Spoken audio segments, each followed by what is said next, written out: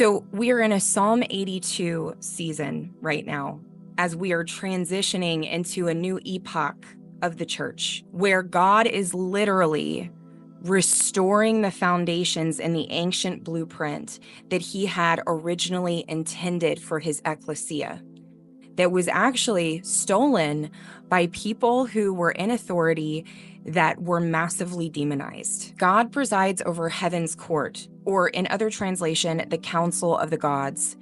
He pronounces judgment on the heavenly beings, the Elohim. How long will you hand down unjust decisions by favoring the wicked? Give justice to the poor and the orphan, uphold the rights of the oppressed and the destitute, rescue the poor and the helpless, deliver them from the grasp of evil people. But these oppressors know nothing. They are so ignorant. They wander about in darkness while the whole world is shaken to the core. I say, you are gods, Elohim. You are all sons of God, children of the Most High, but you will die like mere mortals and fall like every other ruler.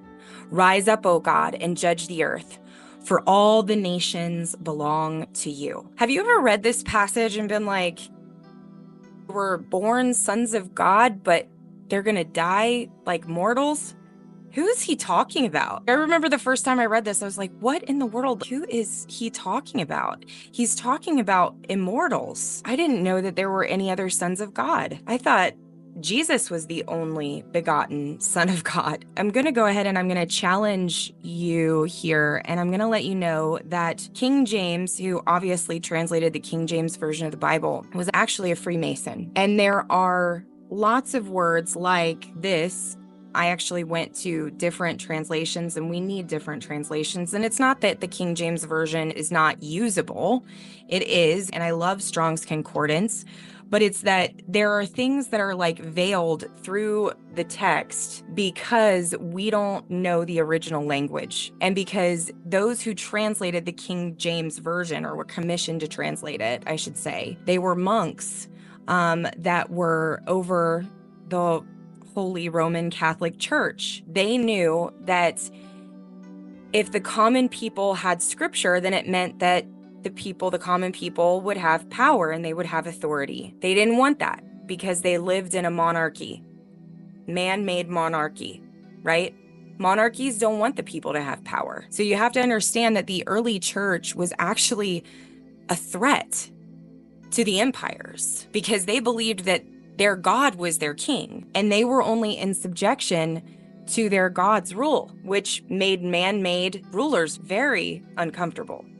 So King James, when he translated the only begotten Son of God, a better translation for that is the only monogene of God, which actually means the only one exactly like the Father. That is why Jesus over and over again said that if you see me, you have seen the Father. I only say and do what I see my Father say and do. I am his exact likeness. I am his representative.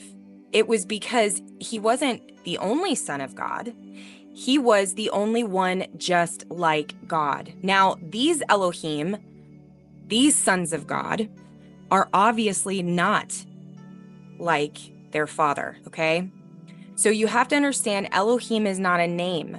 We have confused Elohim as like a name for God, but Elohim is actually a title like mom. And so if you look in the original text of scripture, you will see Elohim is actually a title that is used for any spiritual being. Okay, so for any being that it's used most commonly for angels or for principalities.